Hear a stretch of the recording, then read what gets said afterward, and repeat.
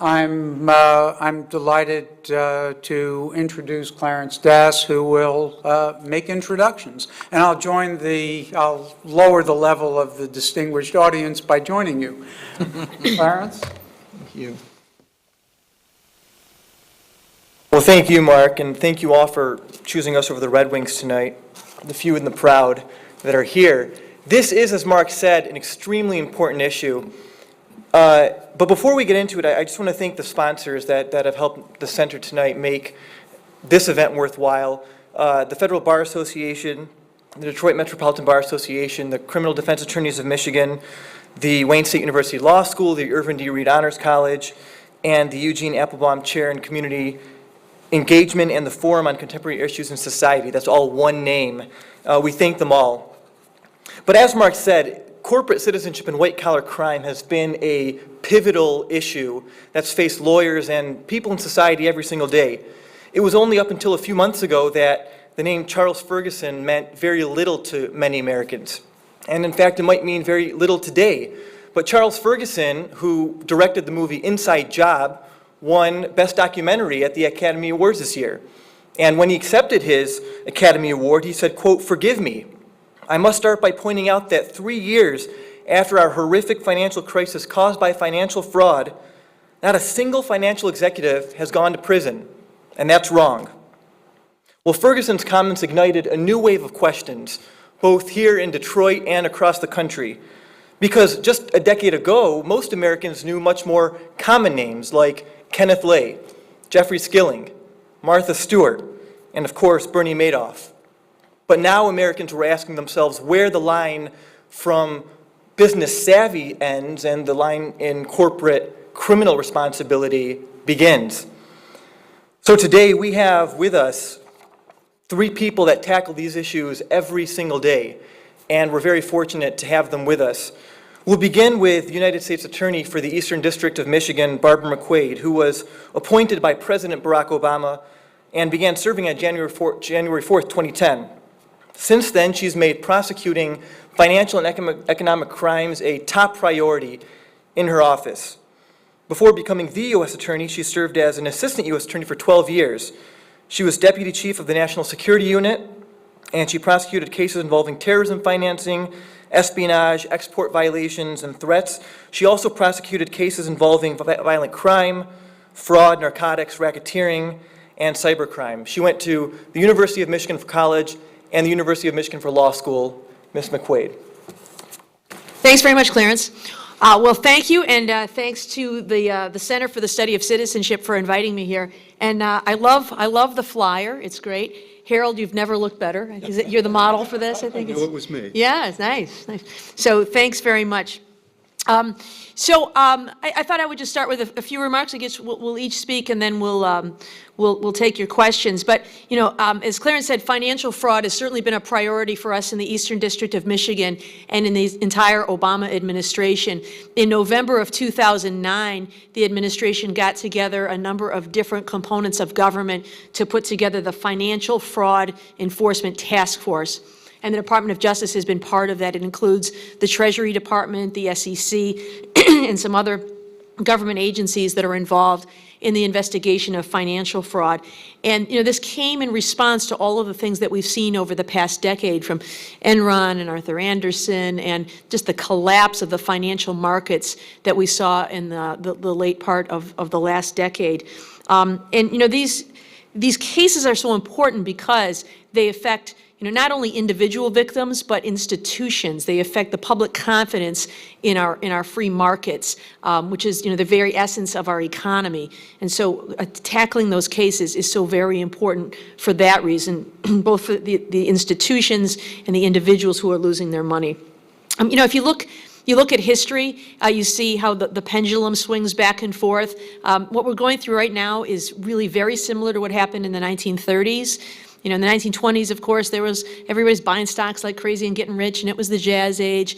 And then in 1929, they had the big stock market crash. And in response, we saw all of these regulations come in the 1930s. The SEC was born to oversee securities and the stock market and to begin to regulate the markets.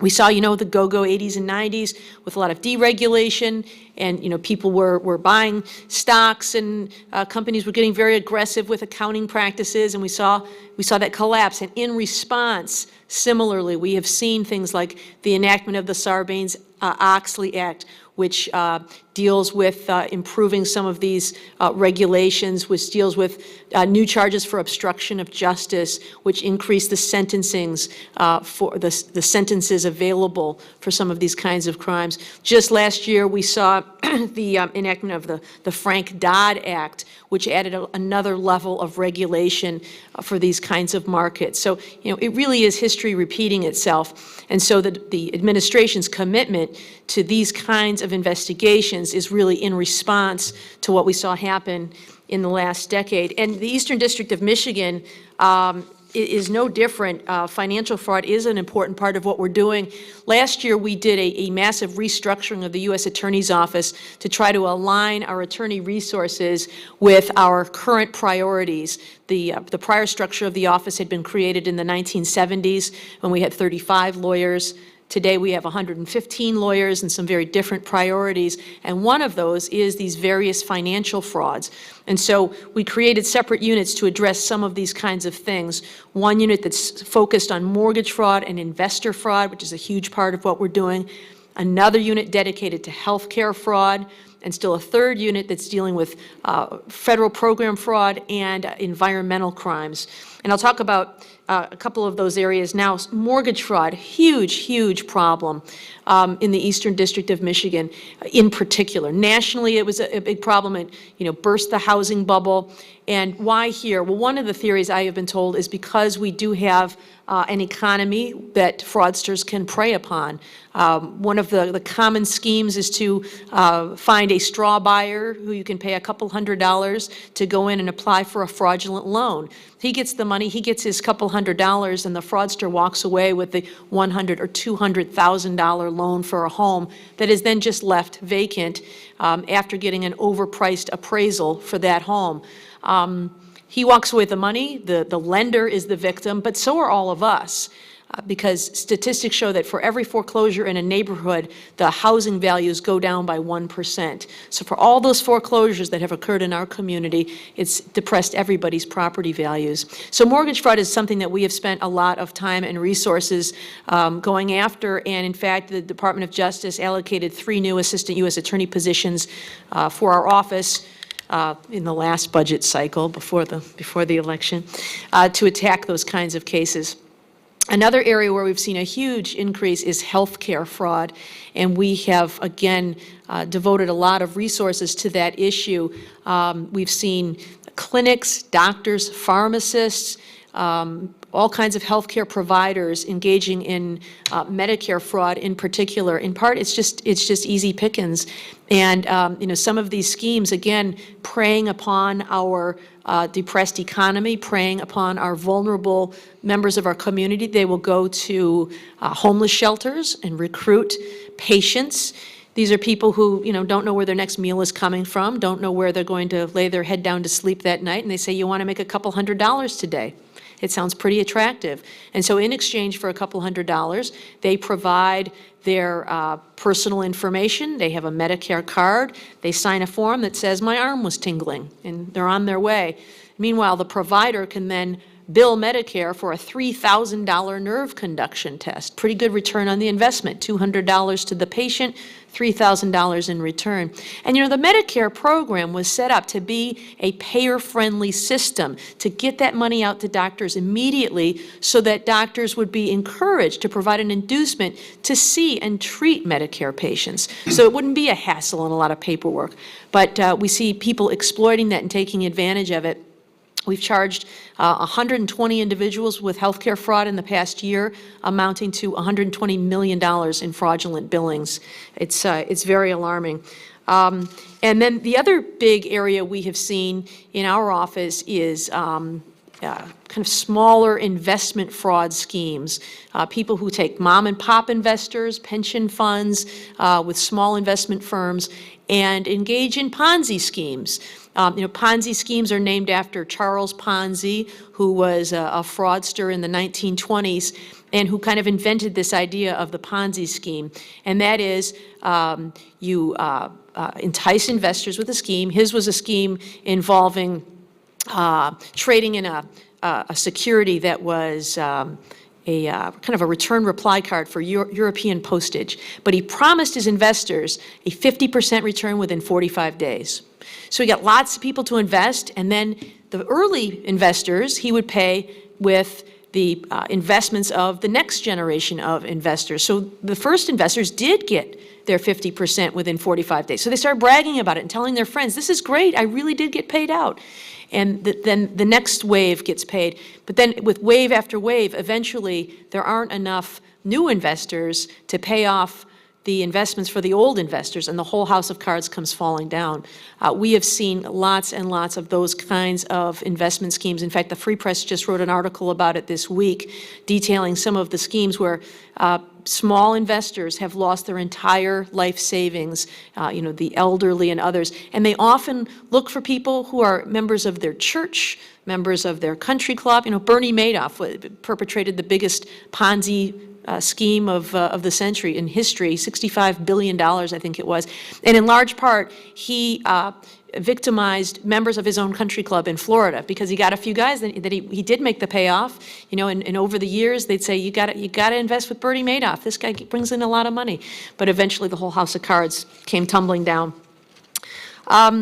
So how do these investigations begin anyway? I know Clarence asked me to answer that question. In a variety of ways, just like all crimes, sometimes the victims will complain, and victims of an investment scheme will complain.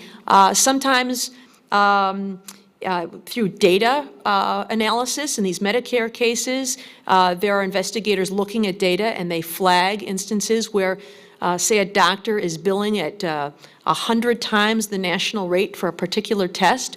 That raises a red flag and might spark an investigation. Sometimes there are whistleblowers, employees in a corporation who get nervous and realize something's not quite right here.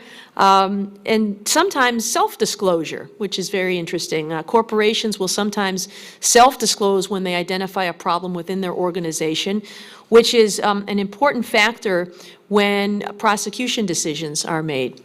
So I thought talk about that a little bit, about some of the decisions that are involved in charging corporations. When we talk about corporate citizenship, there are a lot of policy decisions that go into deciding whether charges ought to be brought at all, whether charges ought to be brought against individuals, or whether charges ought to be brought against a corporate entity. And there are a lot of pros and cons that occur with all of those things. One of the considerations is whether charging the corporation will have a deterrent effect on the corporation. That's something to think about. I mean, charging someone with a felony and charging a corporation with a felony is a very, very heavy hammer. And so you want to think about what will the effects of that be. If you do charge them, you can expect that there could be some very strong deterrents. Immediate remedial steps will be taken if you charge someone with a felony. It may immediately change the culture of a corporation to charge it with a felony. Charging a corporation with a felony gives a wake-up call to all the other corporations in the same industry. You can bet that when Arthur Andersen got charged, Ernst & Young and KPMG and all the other accounting firms certainly took notice of that. And maybe an entire industry will take remedial steps if there are aggressive or misconduct that's occurring. Charging a corporation will protect the public safety in the case of healthcare fraud, in the case of environmental violations, medical device cases. Protecting the public safety is a very important consideration and maybe a very good reason to be very aggressive in charging a corporation. What will be the likely effect on victims? If victim restitution is important in a case, then charging a corporation may be important. Is the corporation the one that has all the assets? If so, then maybe it's important to charge the corporation as opposed to individual defendants. What will be the effect on innocent shareholders? That's a consideration. Have shareholders benefited by the illegal acts of the corporation? Have they received lucrative profits as a result, even unwittingly? Or will they be sort of innocent victims of all of this if the corporation is charged? Individuals. Should individuals within a corporation be charged? The managers, the officers, the directors, are they responsible for the criminal conduct of a corporation? Those are important decisions to make too, and if so, which individuals within a corporation? Because a corporation can act only through individuals, certainly at least some individuals were culpable when a corporation committed a crime. A corporation can be held criminally liable only when someone who is a director or an officer or an employee or agent acts, one, within the scope of his duties, and two, that his intent was at least in part to benefit the corporation. So if someone was acting, even if they did it within the scope of their duties, but solely for personal gain, it would not be appropriate to charge the corporation. But those certainly are factors that get considered when a decision is made. The Department of Justice has compiled something that it calls the Principles of Federal Prosecution of Business Organizations. And that's a separate document to its general principles of federal prosecution that applies to individuals. And it requires a prosecutor in every instance to go through that list of 9 factors and to think through very carefully sort of the pros and cons of charging decisions. And I'll tick them off for you. One is the nature and seriousness of the offense. Certainly, that's an important consideration. Again, that goes to whether there is a risk of harm to the public. Second, the pervasiveness of wrongdoing within the corporation. Was this one isolated incident, or is this a pattern that goes on and on and on? Does it permeate the entire organization? The corporation's history of similar conduct. Was this the first time the corporation has engaged in this sort of misconduct? Or had there been warnings in the past? Did they fail to heed the warnings? Did they fail to implement systems to try to address the issues that were identified in the prior warnings? That's a factor that would be studied. Another factor is the corporation's timely and voluntary disclosure of wrongdoing and its willingness to cooperate in the investigation. This has been a very hot-button issue in recent years. Cooperation, as with any other defendant, is certainly a factor that gets taken into consideration, but it's very tricky in the corporate context, because what typically happens is a corporate attorney conducts the internal investigation. And so the communications made to that attorney typically will be protected by the attorney-client privilege. And the work product that's generated by that attorney is typically protected by the work product doctrine. And so there was a time when the Department of Justice could request the waiver of the attorney-client privilege to get all that information as part of a cooperation agreement. There's a lot of controversy around that corporations felt intimidated or pressured to waive the attorney-client privilege. And so the department has clarified just a couple of years ago that nobody wants to intimidate anybody into waiving the attorney-client privilege. It is a long and recognized value within the American legal system. We want to encourage frank discussions with attorneys, and so waiving the attorney-client privilege, although can be done voluntarily, is certainly not something that is required or even requested in the context of a criminal investigation. What the policy states now is that the department wants facts. Tell us what happened, the who, the what, the when, the why, but you don't have to tell us about the communication. In the same way, to parallel the way cooperation is handled with individual defendants, where an individual defendant may come in and proffer with the government, I did X, I did Y, here's what these other guys were doing, but they never get into the privileged communications that the client had with his lawyer. And so that policy just changed in, I think, 2008, is an effort to respond to the criticism of the defense bar and the academy about the demanding the waiver of the corporate privilege. I should clarify that the Department of Justice never demanded it, but by requesting it, many felt pressured to waive it. Who's represented within a corporation is another area of that's tricky. Sometimes an attorney will say, I represent everybody in the corporation. I represent the directors and the managers and every employee on down the line. No prosecutor would allow that to happen. I think that they would file a motion under Rule 44 to explore whether there's a conflict of interest there. But just who the lawyer represents is tricky. You know, anyone who can bind the corporation is certainly within that control group that's represented by the lawyer. But there are some who will be clearly in, some clearly out, and some within a gray area of who is the client. And so that's certainly a tricky area. So that's the fourth factor, this idea of cooperation. The fifth factor is the existence and effectiveness of the corporation's pre-existing compliance program. You know, most large corporations today have internal compliance programs. They demand internal audits and they check systems. And so the adequacy of that program is something that is checked. Is it a real, genuine program or just a program on paper only? Does the corporation have adequate staff for its compliance program, or is this something that they really just pretend to do? Is it tailored to the kind of work that the corporation does? Is it appropriate for this industry? Those are the kinds of things that the prosecutor would look at with an internal compliance program. The sixth factor is the corporation's remedial actions. Has the corporation taken its own steps to try to get its own house in order? Has it disciplined employees who were engaged in misconduct? Has it sought to provide restitution to victims? Has it implemented or improved its own internal compliance program? You know, all of those things are a good sign that it recognized its mistakes and wants to improve. The seventh factor is collateral consequences. These are things that might be a downside to prosecuting a corporation. You know, what is the effect that a criminal charge might have on innocent employees? What are the effects that it might have on shareholders?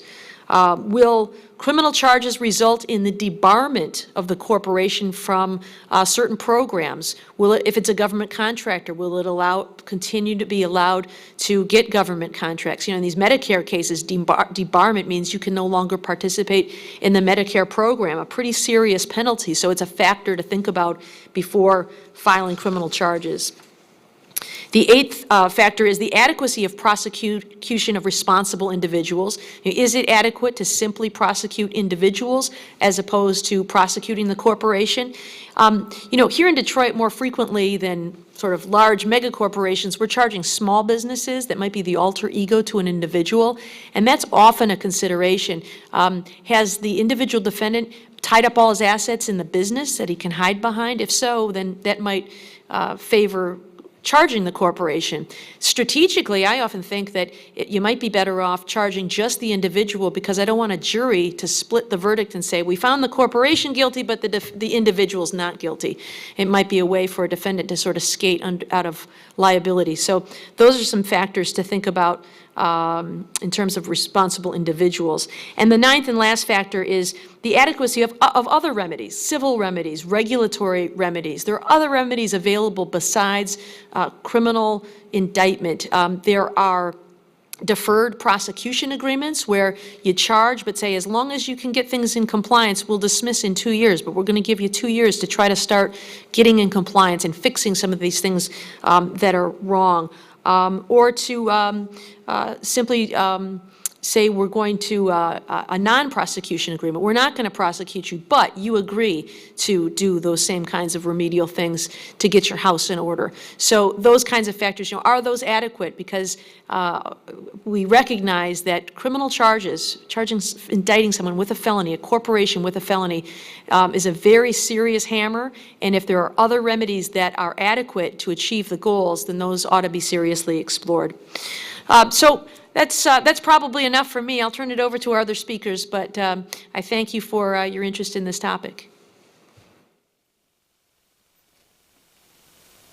Thank you so much, Barbara. Well, as you can see, the government has made this a priority, and corporations have responded. In fact, a year before Bernie Madoff was prosecuted, he went on the record at a town hall meeting on corporate responsibility and said the following: in today's regulatory environment, it's virtually impossible to violate rules. And then in the next sentence he said, but it's impossible for a violation to go undetected.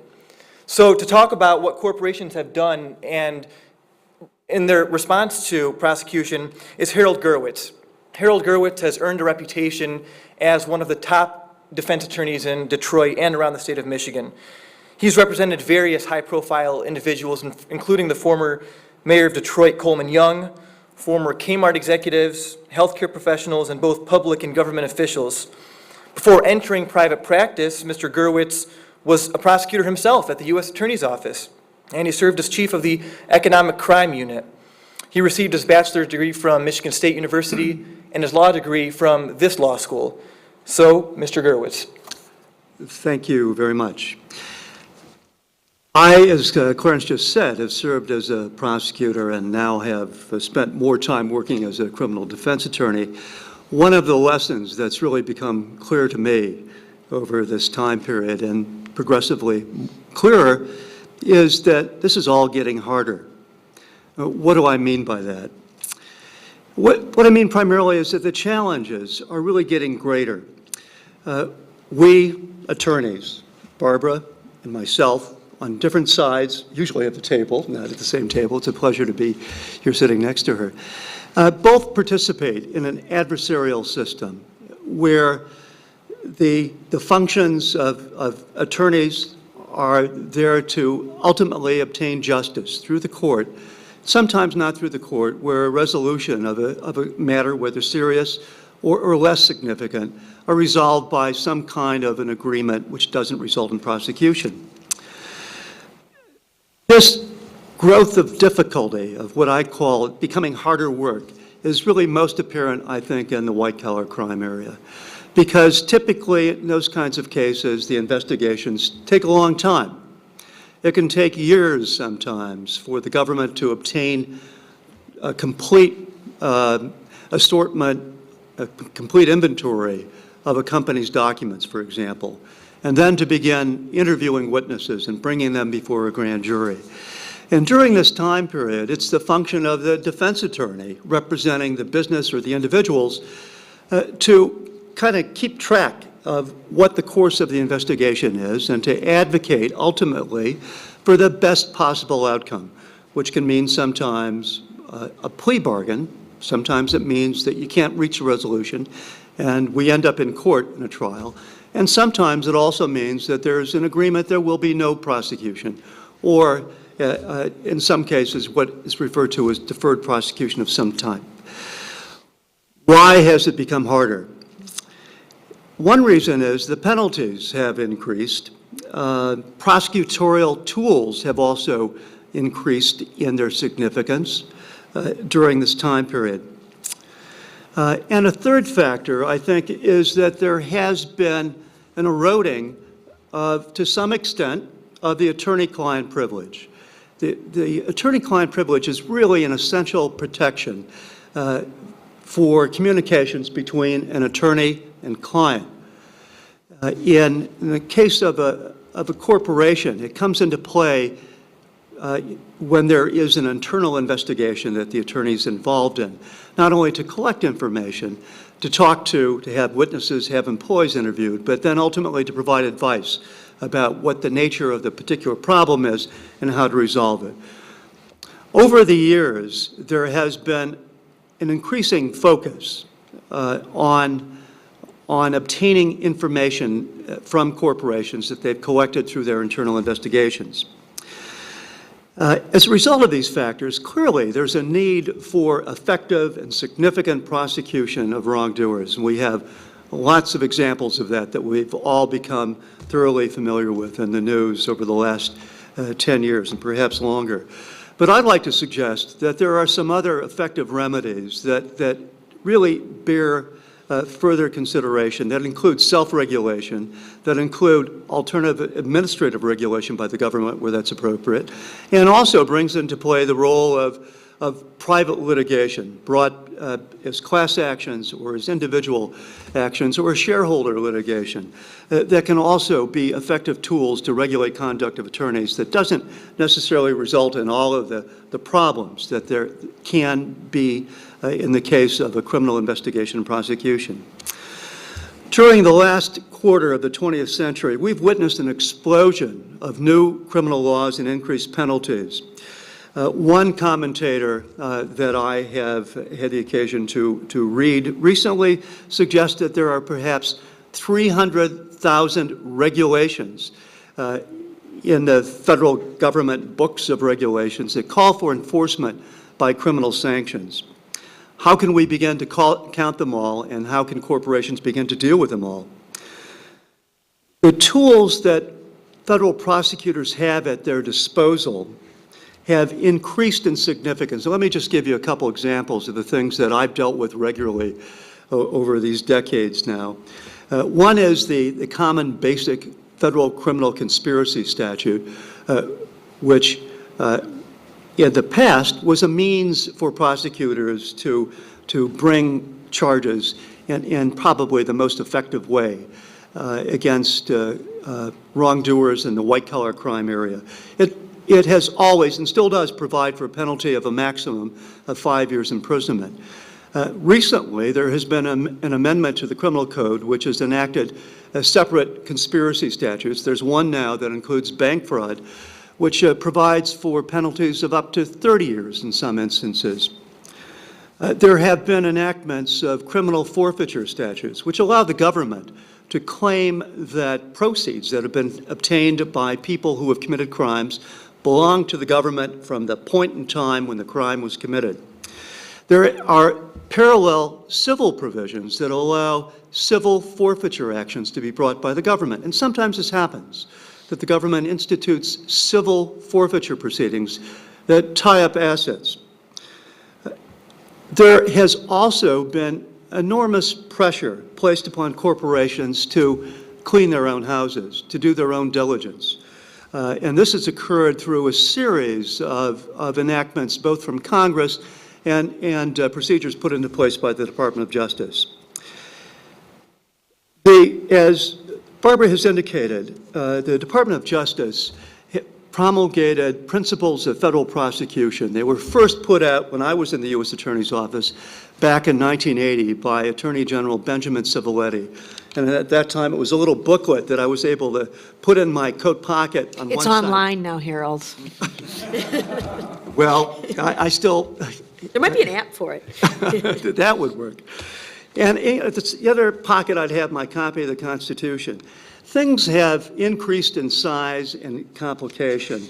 More recently, the department has now put out its principles of prosecution for organizations. And significantly, while they require each U.S. Attorney's Office to follow them, they now, during the Obama administration, give a great deal of discretion to individual U.S. attorneys and U.S. Attorneys' offices to use their judgment in deciding, based upon fairness and effective law enforcement, what the best use of resources can be. And I'm really proud and happy to say, because it's really part of a tradition, I think, in the Detroit metropolitan area, that the U.S. Attorney's Office has always conducted itself with a great deal of honor and a great deal of good use of discretion. And that has been carried on, I think, with Barbara McQuade's administration of the U.S. Attorney's Office. And that's really good for everyone. But the playing field that the U.S. Attorney's Office here operates on has evolved during my career since I joined the U.S. Attorney's Office in 1973. The predecessor of the present economic crime units within the U.S. Attorney's Office, when I was in the office, was called simply the fraud unit, or as some people sometimes refer to it, I'm not sure if it was with reference to Sesame Street or not, the frog unit. And it was a comparative backwater to the significance of what the present units in the U.S. Attorney's Office do. On a national level, the Department of Justice has established priorities that focus upon economic crime, healthcare fraud, and business fraud.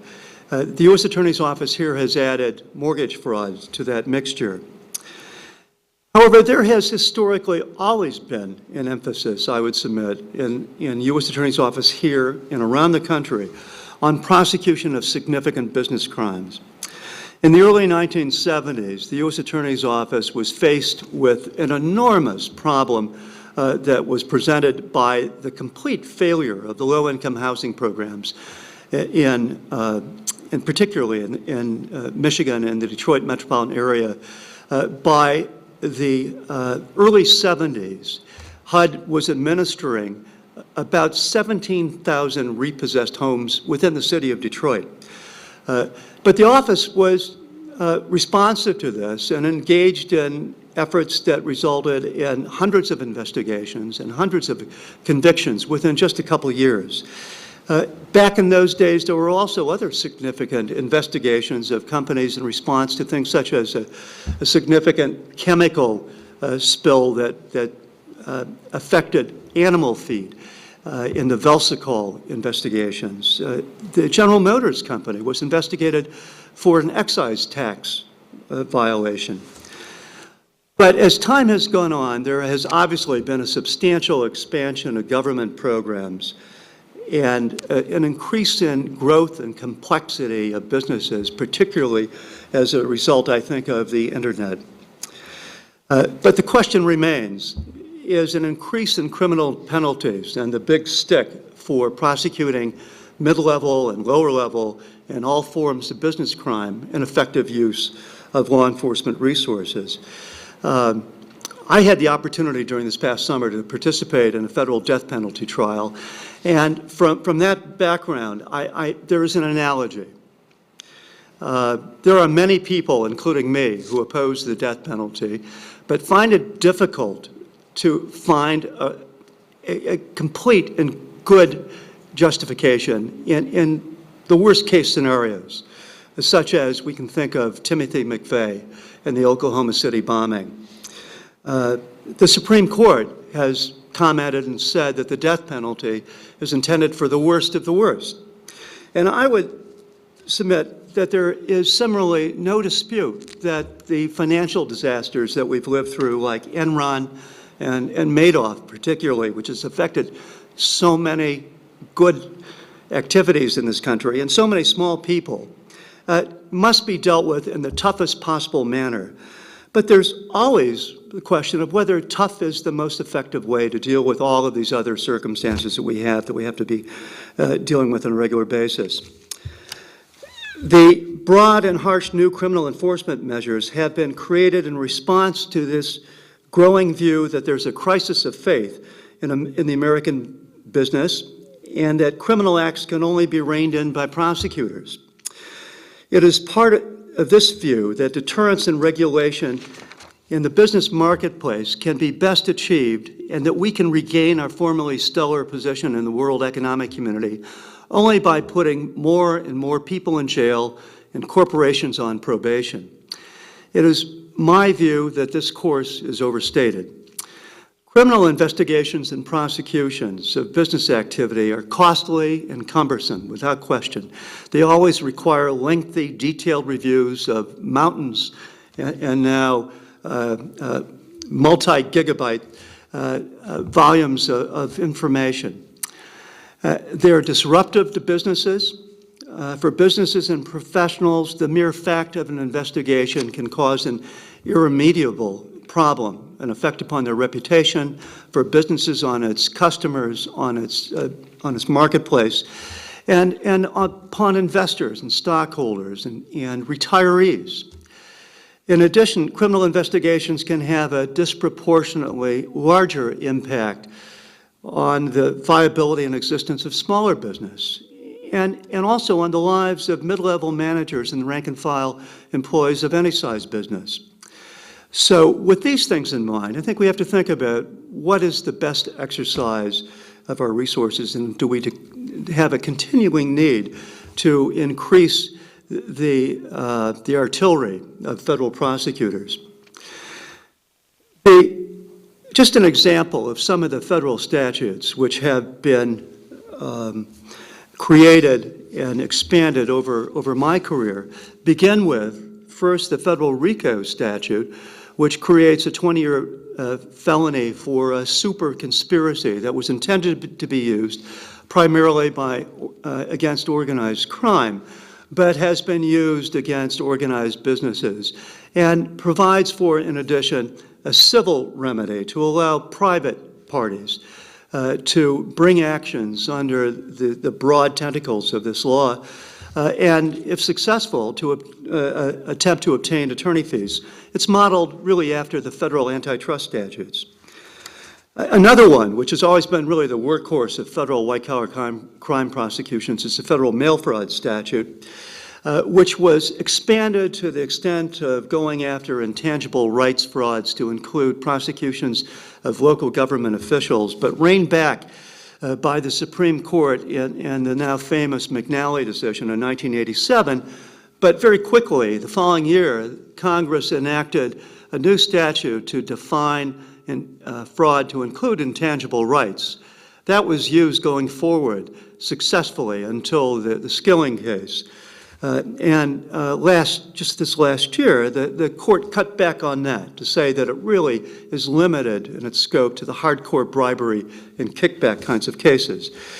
There has been a statute enacted in 1984 originally that allows the federal government to prosecute local fraud and corruption. Money laundering became a federal offense in 1986. Civil forfeitures became the statutory authority for them were created in 1986 as well, which have provided tools that have been used effectively in some parts of the country to go after attorneys, to attempt to recover attorney fees, particularly in the areas of drug prosecutions. But you can think about the possibility of a white-collar crime case, which requires a great deal of defense resources, where defense attorneys can perhaps be intimidated by the prospect that because the business and all of its activity may be viewed to have generated proceeds subject to forfeiture, that could include perhaps the fees that might be paid to defense counsel to undertake a massive investigation and perhaps a prosecution. And most recently, of course, there has been the passage of the Sarbanes-Oxley laws, which have provided for severe penalties for false reports on business financial statements and enhancements of obstruction of justice penalties for destruction of documents and interference with government investigations. Internal investigations by corporations are now just a fact of life for corporations of almost any significant size. And that really is substantially, I think, a byproduct of the creation of the sentence guideline provisions for business organizations.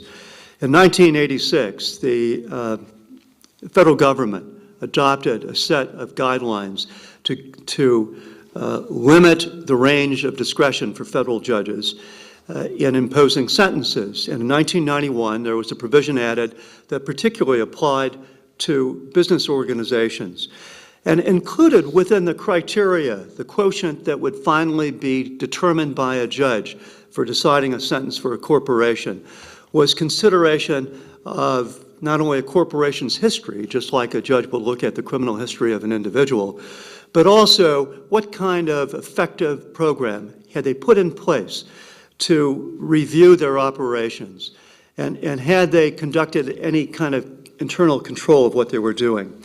This led to the emphasis upon internal review and audit and investigations. An important part of that then, because these investigations are almost always conducted by attorneys, either in-house or outside private counsel, who work closely with audit committees, has been the role of counsel and the importance of the attorney-client privilege. That privilege is really one of the bulwarks of our justice system because it protects the communications that take place between a lawyer and client, in a business between an investigating lawyer operating for the corporation and the control group people who have operated the business.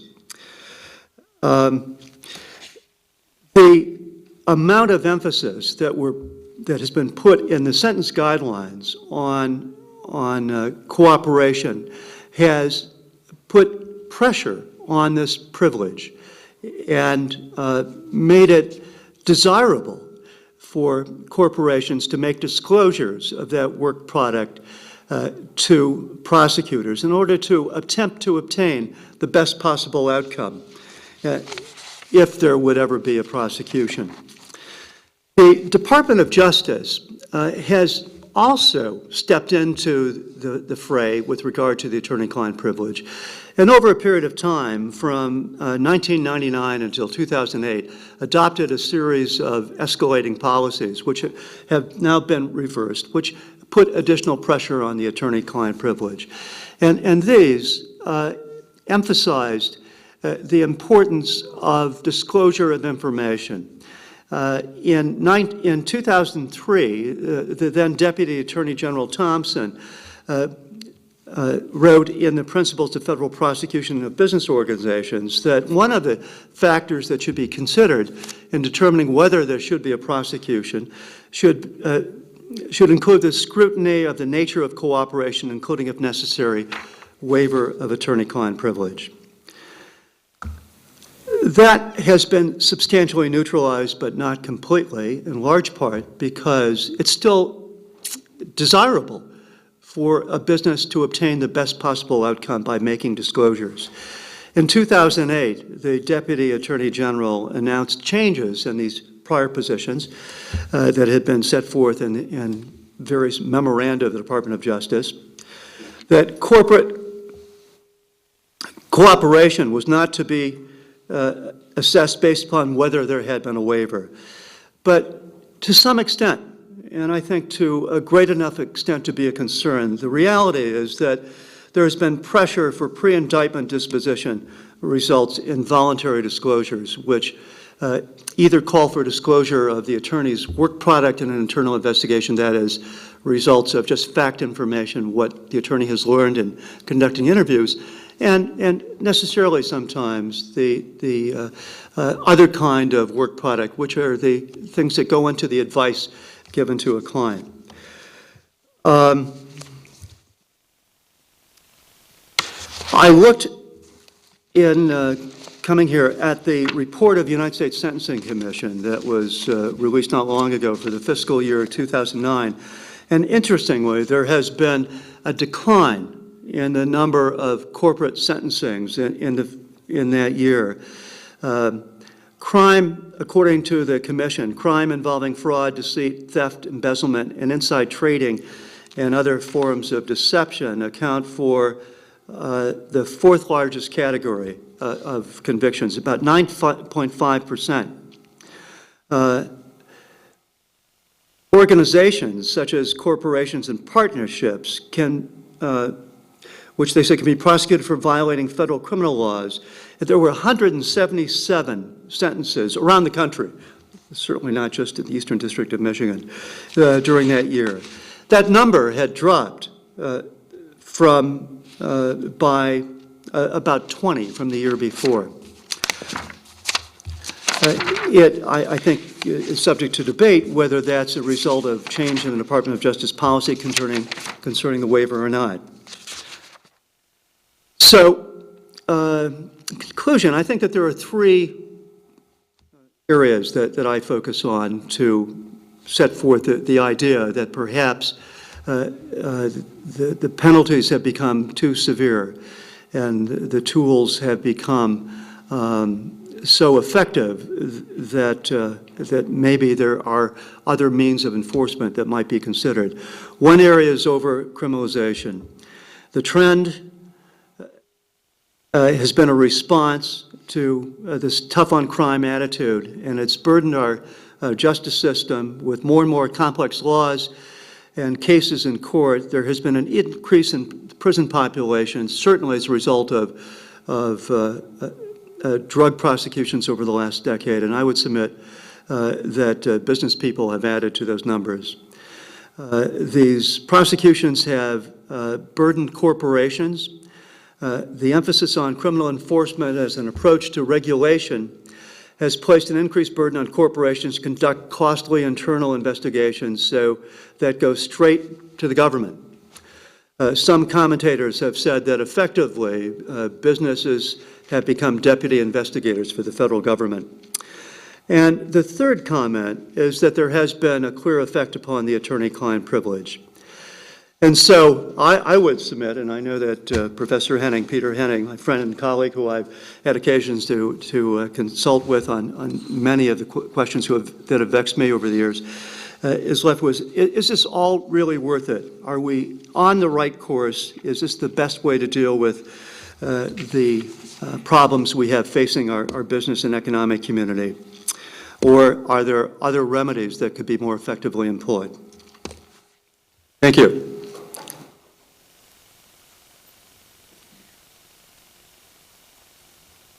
Well, thank you, Harold. There is, of course, an academic perspective to this, and with our next speaker, you have both an academic perspective and a practical perspective, because Professor Peter Henning of the Wayne State University Law School himself was a prosecutor as well. I feel like I'm the only one on this panel that wasn't a prosecutor at one point. But he teaches here at the Wayne State University Law School corporations, corporate law, white-collar crime, and criminal law. He's received a number of teaching awards, including the President's Award for Excellence in Teaching, as well as the Donald H. Gordon Teaching Award. And as I mentioned, he was at the U.S. Department of Justice in the Criminal Division's fraud section, where he himself prosecuted bank fraud.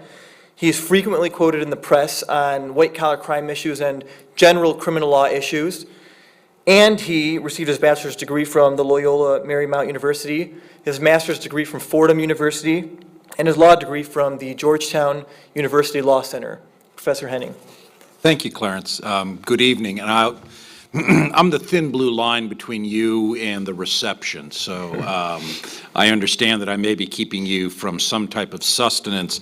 It was interesting to hear when Barbara was mentioning the emphasis now on mortgage fraud. I got hired in the Department of Justice back in 1991 when they created a task force to prosecute mortgage fraud. And so there were no-doc loans called liar loans and mortgage flipping and all that kind of stuff. And then, lo and behold, look what happened again. So that now tells you how old I am. I've been around way too long. And so what is it? What's past is prologue. And I guess I come to this topic from the academic perspective. So I just want to throw out a couple thoughts here on the use of the criminal law with regard to corporations and corporate criminal liability. And the arguments have been made, with the pointy-headed academics, we get to think about broad principles and not worry about day-to-day prosecution. But there are any number of academics who have made the argument that corporate criminal liability is in fact wrong, that there should be no corporate criminal liability. And in fact, a friend of mine, Al Alschuler, who actually essentially wrote the Skilling opinion, he wrote a brief to the Supreme Court saying honest services should be narrowed to bribes and kickbacks, and lo and behold, the Supreme Court said, heck of a good idea. So this is someone whose opinion should be respected, and he cites to none other than Blackstone. For those of you who are lawyers or law students, this is the cornerstone of the criminal law, right? If Blackstone said it, for example, women shouldn't be allowed to inherit, then that has to be right, isn't it? So he, in his article, and he says, look, corporate criminal liability is just wrong. And he quotes Blackstone that punishments are only inflicted for that abuse of the free will which God has given to a man. And goes on to point out that Blackstone declared that a corporation cannot commit treason or felony or other crime. Therefore, there should be no corporate criminal liability. And there is a strain of thought in the criminal law as far as the application of the criminal law, which essentially goes like this, that the criminal law is the only vehicle available for imposing punishment. And punishment in the sense that you could be sent to jail. For example, in a civil proceeding, you cannot be sent to jail, leave aside civil contempt. And that, therefore, if the only way you can be punished is by the criminal law, and then punishment can only be imposed on individuals. Therefore, the criminal law only applies to individuals. There can't be any corporate criminal liability. The syllogism works, and the underpinning for it is that, and this is what Professor Hart wrote back in the late 1950s, that a criminal conviction is society or the community's moral condemnation. That this is saying you are immoral. And as opposed to, for example, torts. If you injure someone, you have to pay money. But there's no judgment, there's no community judgment of immorality there.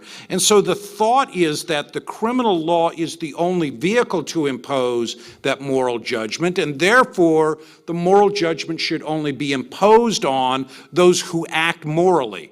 Can corporations act morally? Well, I mean, the answer is, the old line, the corporation has no soul to damn and no body to kick. Corporations don't exist, except, of course, we view them as existing, we who are lawyers, because they can be sued. They can sue. Lord knows they love to sue. And by the way, they also have certain rights. Citizens United, they can spend like drunken sailors on elections now. They have, how they got them, God only knows, but they have free speech rights. But they aren't persons, and therefore, if they're not persons, the criminal law should not be applied to them. Now, I don't buy into that argument for two reasons. One, I'm not so sure about the moral argument that the criminal law does work best in assessing and punishing, assessing the morality and punishing individuals. But because corporations are different, does that mean the criminal law doesn't apply? It's always been kind of an interesting argument to go, well, it works really well here and it doesn't work so well here, therefore it shouldn't be applied here. Maybe the idea should be, maybe we should rethink how it applies. And certainly I think the Corporate Citizenship Project is an interesting way to do that and to think about that. How should the criminal law be applied to corporations, and what should the role of the criminal law be in forming and assessing the citizenship of a corporation? Because we know that corporations have an incredible impact. Even a rather modest accounting firm, Arthur Andersen, got put out of business because it was convicted, which, by the way, took place after it demanded that the Justice Department indict it. It said, indict us or go away. There's a problem when you put that to the Justice Department. They indicted. They chose not to go away. Everyone points to Arthur Andersen as the massive effect. Now, thousands of people lost their jobs. If General Motors went out of business, it was almost allowed to happen. Thousands of people would lose their jobs. Do we want to have corporations treated the same way as individuals and punished the same way as individuals? Well, I do think there is a good argument, though, aside from the moral one, why corporations should be held at least subject to the criminal law within certain limits. And imagine this situation, that there is a deep water well in the Gulf of Mexico that explodes, and oil is being pumped into the Gulf at an incredible rate. And corporate management sits there and says, gosh, should we set up a $20 billion fund to pay for all the damage? And you know, good corporate moral citizens would say, yes, we should do that, regardless of the criminal liability. Or imagine a bank in Switzerland that has thousands of accounts of Americans who are hiding assets there. And the good moral Swiss bankers, can you think of a greater anomaly than a moral Swiss banker? But good moral Swiss bankers would say what? Surely we should turn over that information to the United States government because they are avoiding taxes. Or, Siemens, a very large German company, was paying bribes like you hand out bags of M&Ms on Halloween. And certainly the good German managers there would happily accede to a demand for information. Without corporate criminal liability, what would those corporations have said? Oh, we'll be happy to comply with you? The Supreme Court's even acknowledged that. Do you know that corporations don't have a Fifth Amendment right? They have First Amendment rights, they have Fourth Amendment rights, but they don't have a Fifth Amendment privilege against self-incrimination. Why? In United States versus Bradswell, Chief Justice Rehnquist put it quite well. You couldn't investigate white-collar crime if they had a Fifth Amendment right. All right, we couldn't get any documents out of them. So it's a purely instrumental idea. Do you need corporate criminal liability? Well, if you didn't have corporate criminal liability, imagine that wonderful world when Blackstone ruled the earth, at least in the legal area, Middle Earth at least, and would you have any type of way to assess accountability and to conduct the investigations? Now, the fact that corporate criminal liability is here to stay, and it certainly is, corporate criminal liability in America is traceable to a 1909 United States Supreme Court case, New York Central, in which the Supreme Court said that we take the very small step from civil to criminal liability. In fact, that was an incredibly large step, but corporations are criminally liable. That is a part of American jurisprudence. It simply isn't going to change, and in fact, it is spreading throughout the world. Any number of international bribery conventions, the Organization of American States, the Organization of Economic Cooperation and Development, one of their provisions is these countries have to impose corporate criminal liability. So a corporation can now be prosecuted in France or in Germany. At one time, they could deduct the bribes that they paid as taxable business expenses. So, and as Professor Schenck knows, if it's a deductible business expense, it's okay. So you now have the world starting to embrace corporate criminal liability. But I think the tougher question, and this is what Harold had mentioned, is, and Barbara called it a serious hammer. I like that. Has it been pushed too far? Has corporate criminal liability now become the norm for how we regulate corporations? Whereas you can have regulation that doesn't go to the extreme of criminal liability, but of course, will corporations tend in that direction and become fearful of it? So I think it's an interesting question to ask, what is a responsible corporate citizen, and then what's the role of the criminal law in that? And how should it play out? Corporations aren't individuals. So the theories for individual liability don't really translate over to corporations. Do we need to rethink corporate criminal liability and come up with an idea of when it should be appropriate?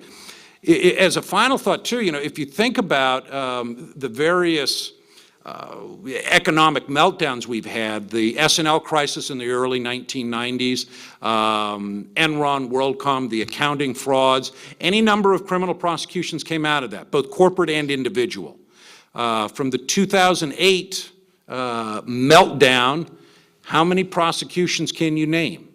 Now, people have complained about that, saying, how could all that money be lost and there wasn't criminal prosecution? I wonder if we've gotten to the point in this country where we expect and even demand criminal prosecutions of senior executives and corporations whenever there is some type of economic calamity or environmental calamity. Should BP be prosecuted? Transocean, Schlumberger, Halliburton, should they be prosecuted? It's almost gotten to the point now where it's like George Steinbrenner and the Yankees. If they don't win the World Series, it was a failure. It used to be that you fired the manager, but then Joe Torre came in. But now we look at it and go, if you don't have any prosecutions, that's a failure. Why is that a failure? And on that happy note. That was a very happy note, because that's actually the first question that I'd like to pose to the panel. And if you have questions, simply raise your hand and you can stand up and ask it, and we will get yours first. But to all three of the panelists, how much does the image of either prosecuting or representing a corporation matter in your duties? So in other words, most Americans think on pocketbook issues. So from the U.S. Attorney's Office perspective, does the image of prosecuting a corporation matter in whether you do it? And in representing a corporation, does the image of representing the corporation matter in how you go about your job? Well, I'm not sure I understand what you mean by the image, but I don't think it's a badge of honor to charge a corporation. I think Peter's example of how, despite this enormous collapse in the financial markets, there have not been indictments against those banks and those companies, AIG and the executives there, I think demonstrates that the Department of Justice exercises appropriate restraint in these cases, despite the fact that we do have more tools and we do have heavier hammers, that we do exercise appropriate restraint. Those 9 factors I mentioned really do, I think, explore all of the pros and cons and policy issues that go into whether a corporation ought to be charged, and it's a decision that I think prosecutors take very seriously. I think charges against corporations, at least within the U.S. Attorney's Office in the Eastern District of Michigan, are somewhat scarce because we do use restraint and discretion in making those decisions. But there are certain circumstances where it is appropriate to use that heavy hammer. Enron is a great example of where the corporate culture just permeated the entire organization. I know most about that case just from what I read in the book, The Smartest Guys in the Room. I don't know if anyone's read this book. It's a wonderful, very readable book, but it really talks about how that culture just pervaded the entire place. The title is, these guys thought they had so much hubris. They always had to be the smartest guys in the room, and it was a real survival of the fittest kind of corporate culture from top to bottom. They annually ranked all their employees and fired the lowest 20% by vote of the employees because they wanted people to be hungry. They posted their stock price in the elevators every day because they were so concerned about keeping that up, keeping that up, keeping that up.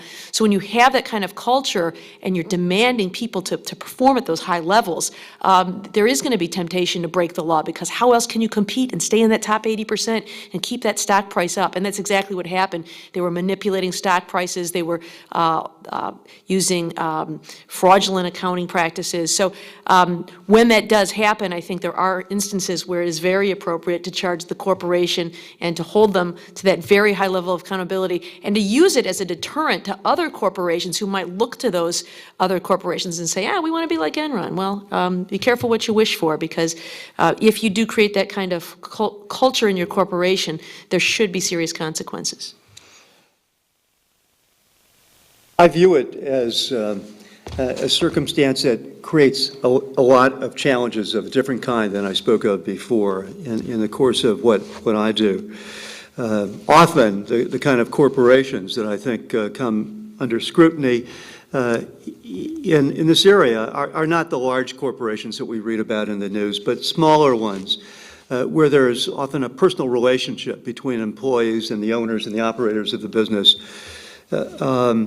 So there's, first of all, concern for the viability of the business. The corporations who are investigated have to endure lengthy ordeals of attorneys coming in, taking up their precious time on matters that are not productive. They're rehashing history rather than coming up with a plan to make money. They raise questions about, the investigations raise questions about whether or not there might be some kind of liability or exposure to financial or perhaps prison penalties for people. And then there are the questions of the collateral consequences and the concerns that you have to have about whether or not this business is going to be able to survive the investigation and the prosecution, because if it's convicted of a felony offense, it might be unable, if it's a healthcare provider, to participate in any federal healthcare programs. Medicare and Medicaid are probably off the books, and Blue Cross and other insurance companies are going to have the same kind of response. If it's a company that does business with the government, it's probably going to go through a debarment proceeding for a period of time and not be able to engage in contracts. In Michigan, for businesses that have anything to do with the casinos, it's likely that a conviction is going to prevent that business, if it's a supplier of some kind, from doing business with a casino. So there are lots of those kinds of concerns. And so the image I have of myself in that circumstance is that I really have more than one client and a lot more responsibility than I would in representing an individual. Yeah, there's a There's a funny thought that runs through my mind, and so I'm previewing my summer research project. Alan and I have to submit our memos to the dean as to what we're going to do with our summer vacation.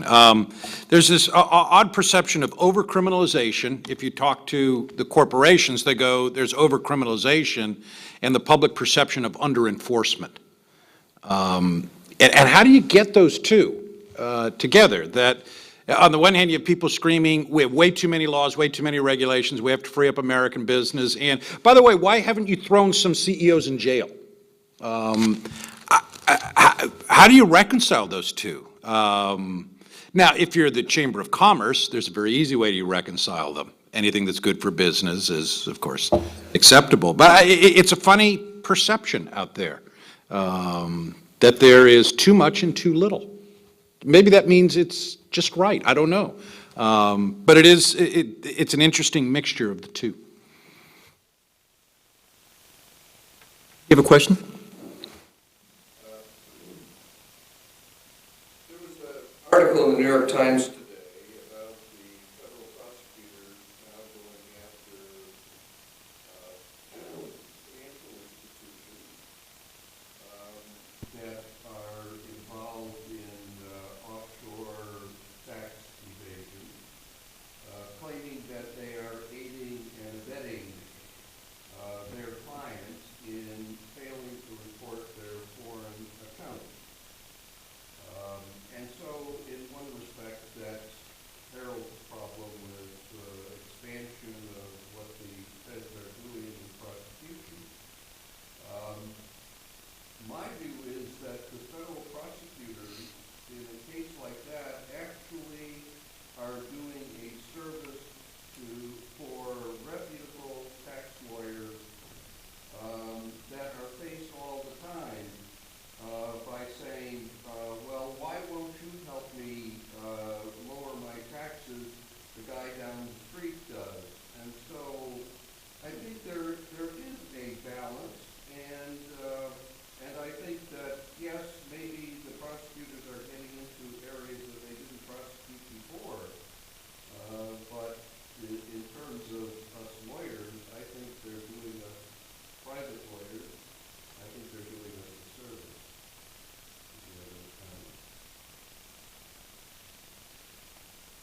One comment I have is that with the increase of federal laws, there has also been, in many cases, a decrease in the level of knowledge or intent, or in the legal term, mens rea, that's required in order to establish criminal liability. It in some cases becomes easier to establish the elements of a crime that are necessary to present to a jury in order to ask for a conviction. It's almost sufficient to get to a jury in a criminal case with those kinds of laws to simply present facts that certain things occurred, that a bank had a substantial number of deposits, and it had to have known from the nature of the transactions that those were really skirting the line and stepping over it, perhaps, in your example, in many cases. The difficulty I have in those situations is that I think it then becomes hard to discriminate between what's negligence and what is criminal. And where there is law enforcement, it puts it, the fact of an investigation, if it's a significant institution, may put a lot of pressure upon people to find ways to resolve the case through some kind of agreement that might not otherwise be the case. So I'm not sure that that's really the most effective way to do it. What I suggested before is that maybe there's some other alternatives to enforcement in those areas that might be able to achieve the same purposes through voluntary compliance or some sort of government control. If it's offshore banks, maybe there's something that our government can do in negotiating with those other countries to include their surveillance of that kind of activity that might be helpful. Yeah, I don't know about that particular situation, but, just to this concept of, are we over-criminalizing, are we creating too many criminal tools? I think that the law changes in response to the growing sophistication of the business conduct. When new creative schemes are created, the law is always a little slow to catch up. One of these fixes in Sarbanes-Oxley was in response to the Arthur Andersen case. They ultimately beat the rap, long after they had closed their doors, but because of a flaw in the law. The mens rea requirement talked about knowingly, corruptly. It was very confusing. And so Sarbanes-Oxley did a legislative fix. So there now are several different ways that obstruction of justice can be charged.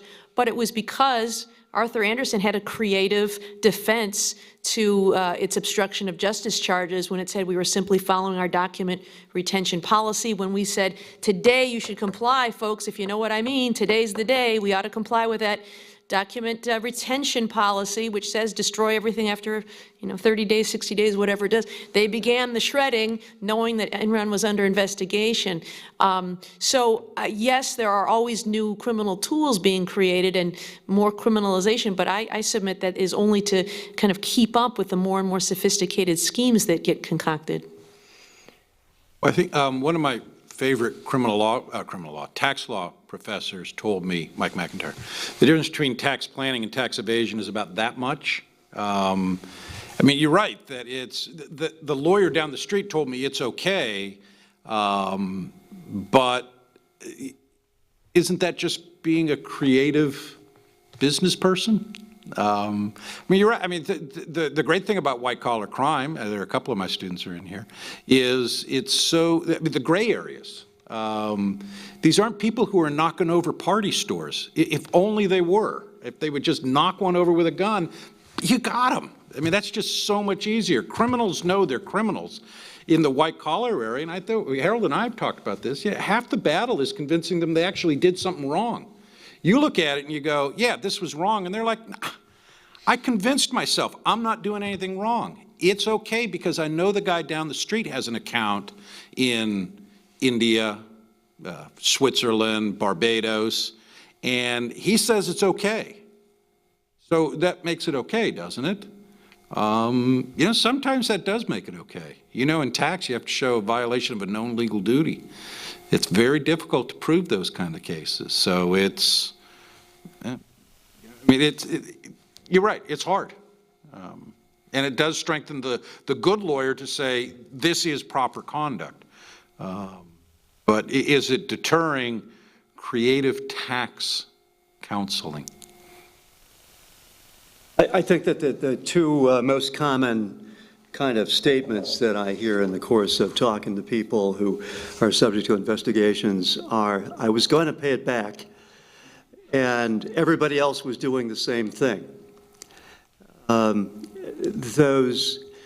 Nevertheless, I think do demonstrate that there are sometimes difficulty in attempting to establish that there was an intentional purpose to engage in criminal conduct of the kind that really merits the kind of investigation that we're talking about here, that focuses upon and disrupts the lives of people in significant ways when they start looking at and demanding records for years from a small business that requires it to redo its record-keeping system so that it can continue on in its operations. And I agree, though, that there has to be some kind of balancing, and it depends upon the particular circumstances, whether or not there is a serious violation or whether the law enforcement is really the most effective tool. Question in the back.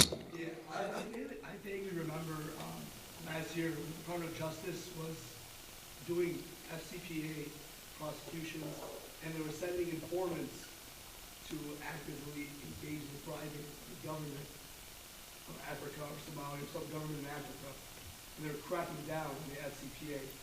I know that happened mostly in New York or D.C., but I was wondering whether Eastern District of Detroit would ever consider proactively setting in informants into white-collar scenarios to preemptively strike at some of the potential people who might be willing to engage in white-collar crime? Well, informants are used all the time in all different kinds of cases. They're used in drug cases, organized crime cases, public corruption cases, which are sort of one form of white-collar crime. So yes, I think they're used frequently. Now, they're not used to sort of fish around and find out if anybody's up to anything no good. Informants are usually introduced after an investigation is already opened and there's reason to believe that someone is committing a crime. It's a way to gather good evidence. They wear an electronic recording device and capture evidence that somebody is involved in criminal activity. So, yeah, I will neither confirm nor deny whether we're using them right now, but you bet that's a tool in the arsenal. Well, and I think it may actually become a tool used more often. Back long ago, when I joined the Justice Department, we never did search warrants because none of us knew how to do them. None of the white-collar people knew until we went to seminars and got taught how to do them, and now searches are used, not all the time, but with some regularity, especially in the healthcare area. The case you're referring to was there was an undercover, they pretended to be from Gabon and said that, here we have this big contract, and they got a bunch of suppliers. They also used wiretaps in an insider trading case in New York, which had never been done before. Part of it is the prosecutorial learning curve. The drug people, I did one search warrant when I was in the Department of Justice. I showed it to the drug guy, and he just laughed at me. He said, you have no idea how to write a search warrant. I said, I know I don't know how to write a search warrant. I'm sorry. Because I'm an idiot. I did white collar. He couldn't write a subpoena to save his life for financial records. But we learned. They taught us. And so I suspect it'll work in a couple places. And then they'll do seminars, and then you go, is it Columbia, South Carolina, where you go and the Justice Department has its own little training unit, and they'll start training people how to do it. It's like with a criminal law, it usually takes between 7 and 10 years for it to get prosecuted regularly. Because it takes a while to learn how to do it. If we think about it, we remember that the Abscam investigations were really begun with informants who were used to record conversations. In my memory, in my experience, the undercover recordings are used regularly in all kinds of investigations. In an organized crime case, for instance, there was a bug planted with the knowledge of one of the persons being recorded in an automobile for a year, and tape recordings were made. They're used in criminal antitrust investigations to record conversations with people concerning market control and those kinds of things. So they really range the waterfront from drug crimes to antitrust. And clearly, they're the most effective and the most devastating kind of evidence to deal with, or they created in court. There's nothing worse than having to listen to your client in the courtroom saying horrible things that are just exactly what the prosecutor has alleged happened. Yeah, even I can win one of those kind of cases. My question is for Barbara McQuade. You spoke about mortgage-related fraud in the metropolitan Detroit area and how it was a priority for your office. And I'm wondering how you foresee your office interacting with the newly created Consumer Financial Protection Bureau, and whether that will shift your priorities or just the general interaction between the U.S. Attorney's Office and that agency. I don't know that we will do much interaction with that agency. I still don't know a whole lot about it. Most of our mortgage fraud cases come to us from investigating agents on the ground. FBI, HUD brings us some of those cases. Secret Service brings us some of those cases. So I don't know that they're going to have investigative agents here on the ground. So I hope they are a resource to us, but I don't know that they'll add cases.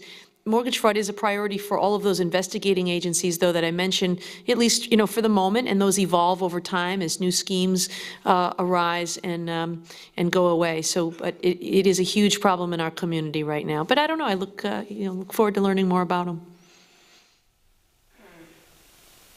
Go ahead. Do we feel that corporate criminal prosecution has done its job? If you look at the death penalty, if it was doing its job, you wouldn't have a second murder after the first guy was hung.